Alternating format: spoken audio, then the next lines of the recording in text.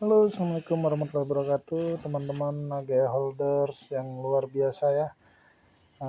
Ini kita kembali melihat-lihat berita ya. Jadi kita juga harus selalu update terkait informasi seputar dunia keuangan, ekonomi, politik, geopolitik dan sebagainya, termasuk juga perkembangan dunia aset digital atau kripto aset ya. Nah, teman-teman, ini ada sebuah berita dari Cointelegraph ya. Kita baca dulu. Bank besar Australia menolak pembayaran tertentu ke bursa kripto. Eksekutif Commonwealth Bank James Roberts mengutip skala besar penipuan investasi yang melibatkan pertukaran kripto. Nah, pertukaran kripto ini maksudnya suatu tempat atau wadah atau semacam kripto exchange ya. Di sanalah tempat pertukaran cryptocurrency biasanya di mana para investor ya atau para trader melakukan jual beli aset kripto.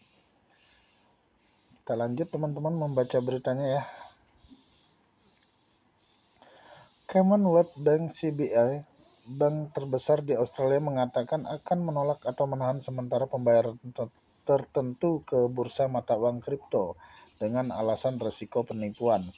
Langkah tersebut dilakukan di tengah dua bursa global utama yang menghadapi gugatan dari regulator sekuritas Amerika Serikat dan hanya beberapa minggu setelah bank besar Australia lainnya Westpac melarang pelanggan bertransaksi dengan pertukaran kripto di Binance.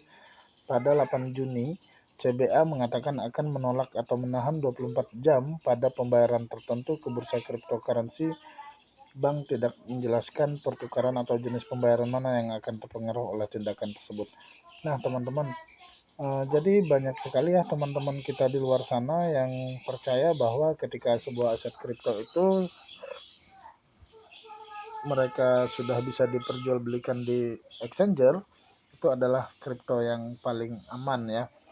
Ya, mungkin secara aset kriptonya bisa dikatakan aman ya, karena yang namanya aset kripto itu kan menggunakan sistem atau teknologi blockchain. Tentu saja secara asetnya aman kalau kita memiliki dompet wallet pribadi yang kita simpan di akun kita ya, atau di dompet wallet kita.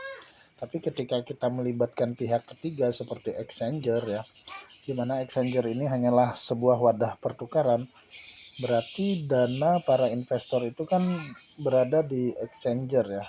Nah, inilah salah satu yang berpotensi ya terjadi gagal bayar atau justru terjadi penipuan dalam market perdagangan itu sendiri ya. Salah satu contoh yang saat ini sedang hot, sedang isunya sangat luar biasa ya di dalam dunia kripto, yaitu salah satu market terbesar exchanger di dunia ya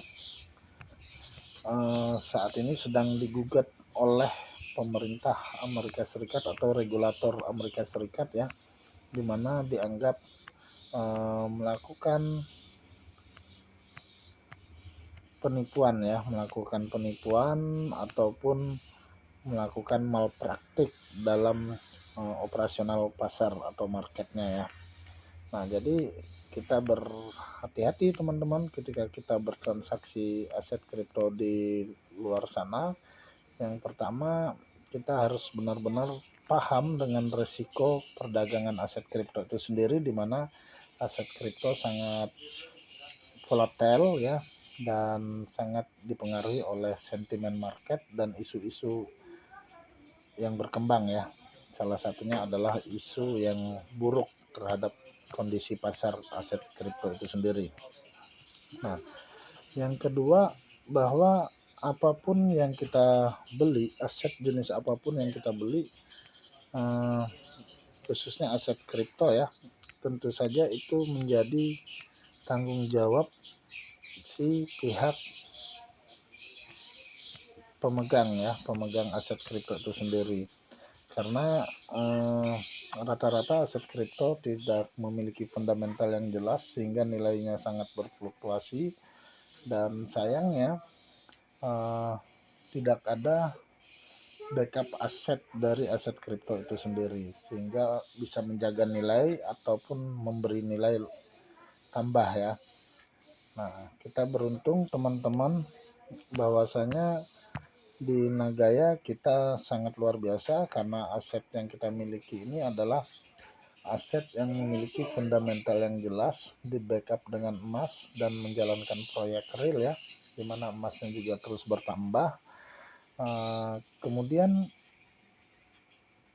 banyak orang di luar sana yang beranggapan bahwa ketika aset kripto sudah ada di market itu adalah aset kripto yang paling aman, tapi kenyataannya, faktanya bahwa tidak benar atau tidak tepat kalau kita berasumsi bahwa aset kripto yang ada di market sana itu adalah aset kripto yang aman. Pertama, dari aspek exchanger-nya sendiri, apakah exchanger itu benar-benar bisa mempertanggungjawabkan dana nasabah, atau justru kalau misalkan terjadi seperti yang dialami oleh salah satu market perdagangan seperti FTX kemarin ya, yang scam, ujung-ujungnya scam, tentu saja akan mempersulit para holder atau para investor untuk melakukan jual beli aset kriptonya. Nah, persoalannya ketika terjadi seperti demikian teman-teman, kalau misalkan market perdagangan itu dihentikan di seluruh dunia, pertanyaannya apakah aset kripto yang Anda miliki masih memiliki value, masih memiliki nilai, dan apakah masih bisa dipertukarkan liquid ya ketika sudah tidak berada di market. Karena ada dua potensi teman-teman. Yang pertama, bisa saja aset kripto yang non perform akhirnya di delisting dari market perdagangan. Yang kedua adalah market itu sendiri yang scam ya. Karena apa? Karena banyak sekali penipuan-penipuan atau kecurangan-kecurangan yang terjadi dalam exchanger-nya sendiri ya. Nah, tentu tidak semua exchanger berlaku demikian. Maka ketika kita melakukan pertukaran aset kripto atau kita ingin melakukan perdagangan aset kripto, sebaiknya kita benar-benar memahami ya, apakah pihak exchanger itu benar-benar transparan dalam mengelola keuangannya ya, sehingga tidak ada yang gagal bayar, tidak ada yang ujung-ujungnya scam, padahal dana investor semua ada di market perdagangan tersebut. Nah, inilah teman-teman resiko ketika kita membeli aset kripto yang pada umumnya juga tidak memiliki fundamental yang jelas, kemudian tidak ada proyek-proyek yang jelas, tidak ada underlying aset yang jelas, sehingga akhirnya ketika ini semua terjadi ya, maka teman-teman akan kesulitan melakukan penjualan aset kripto teman-teman karena sudah tidak liquid lagi ya.